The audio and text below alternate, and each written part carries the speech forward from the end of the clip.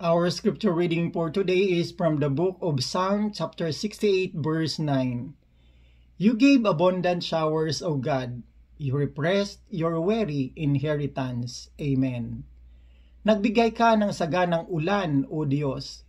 Nirepress mo ang iyong pagod na mana. Amen. Ang passage po natin ngayon ay napakahalaga ng prayer. Kung tayo ay magdarasal, ay ang buhay natin bibigyan tayo ng masagana dahil lahat ng ating dasal ay naririnig ng Panginoong Hesukristo na dapat ay combined with the faith. Dahil kung tayo ay magdarasal na hindi tama at lagi nating pinagdududahan ang Panginoon, hindi nga niya maibibigay ito. Kaya ang lagi kong sinasabi, kapag ikaw ay nagdasal, alisin mo yung sana. Dapat i-claim mo na Panginoon, ibigay mo sa akin ang aking kahilingan.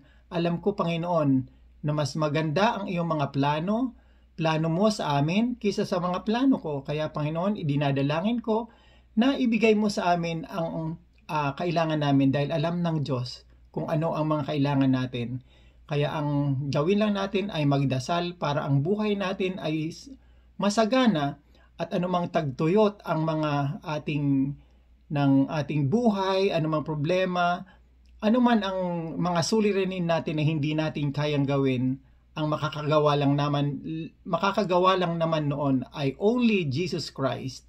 Siya lang ang ating tagapagligtas, tunay na manggagamot, at siya lang ang ating lakas at buhay. Amen.